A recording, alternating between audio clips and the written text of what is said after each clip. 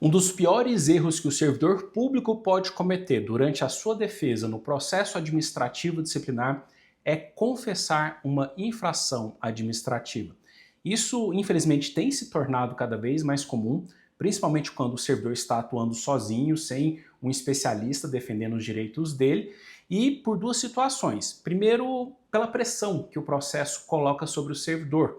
E essa pressão é tanto algo íntimo, pessoal do servidor, porque afinal de contas ele nunca passou por um procedimento disciplinar e se vê ali fragilizado e com uma série de receios e acaba confessando, e também pode ter uma atuação da comissão para tentar imputar essa responsabilidade para o servidor público. E qual que é o grande problema? Quando a gente pega a Lei 8.112, as infrações disciplinares são poucas. Então, quando o servidor comete um ato, esse ato precisa estar muito bem explicado na Lei 8.112 o que ele significa. E é aí que entra o grande problema. A comissão, na maioria das vezes, não é formada por juristas ou recebeu orientação superior para prejudicar e demitir aquele servidor e acaba tentando imputar uma responsabilidade de uma infração que ele não cometeu ou que não se enquadra dentro do que está descrito ali na 8.112. E aí o grande problema, o servidor ele assume essa responsabilidade, seja por essa pressão, ou por vergonha, ou até por achar que, se caso ele assumir aquilo lá, o processo se encerra da melhor forma possível, e isso gera uma pena de demissão quase impossível de reverter na justiça. Nós tivemos um caso muito emblemático, o servidor nos procurou já demitido, ele fez a defesa sozinho no processo administrativo disciplinar. É um servidor com uma enfermidade mental diagnosticada por laudo pericial feito pela junta médica oficial do órgão e refeito também durante o processo administrativo disciplinar. E era uma situação bem específica, bem peculiar. Não posso contar detalhes porque é sigiloso, mas em resumo, foi uma atitude dele que de fato é uma infração, sem dúvida, só que não é assédio sexual. E a comissão ficou forçando ele sozinho, pensa, uma pessoa com enfermidade psíquica, numa situação que ele está encurralado, e a comissão ficou batendo em cima e perguntando: você confessa, você confessa, você confessa que cometeu assédio sexual? Em determinado momento ele falou que sim, que ele estava arrependido e que ele confessava que tinha cometido assédio sexual, mas novamente, não se tratava de assédio sexual.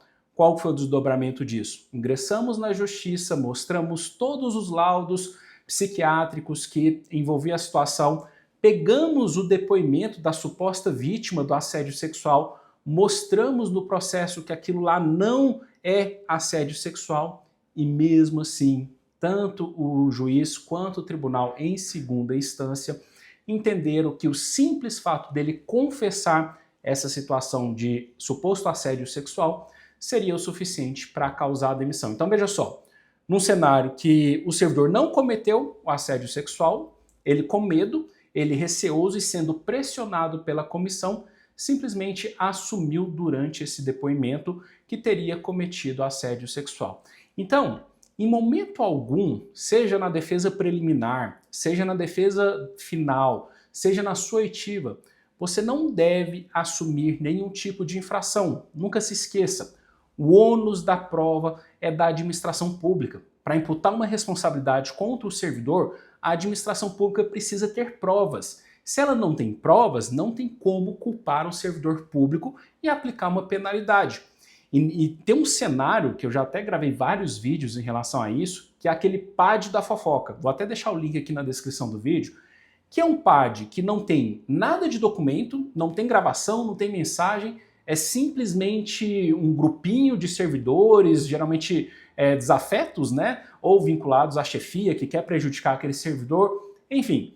Começa a apresentar uma série de denúncias na ouvidoria do órgão, na corregedoria, denúncias anônimas, se aproveitando da súmula do STJ, que, na minha opinião, é um absurdo, mas o fato é que, junta aquele grupinho, abre um monte de denúncia nos canais de comunicação oficial e a partir daí é instaurado um PAD. Veja só, não existe nenhum documento, não existe nenhuma prova. É só o disse-me-disse, eu fiquei sabendo, é isso.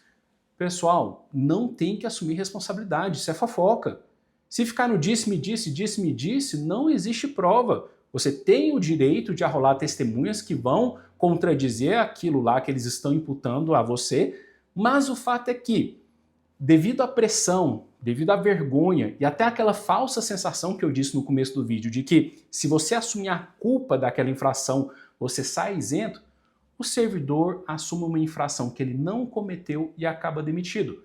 E lembre-se, no judiciário, o juiz só vai fazer o controle de legalidade do ato administrativo. Ou seja, ele não substitui a figura do presidente da comissão e da autoridade competente para dar o julgamento. Dessa forma, se a pessoa assume a infração, ela diz que realmente cometeu aquele ilícito, se não houve irregularidades no processo, se foi obedecido o direito ao contraditório, o direito à ampla defesa, não tem Cristo que reverta essa decisão na justiça. O servidor ele vai ser demitido mesmo que ele não tenha cometido a infração.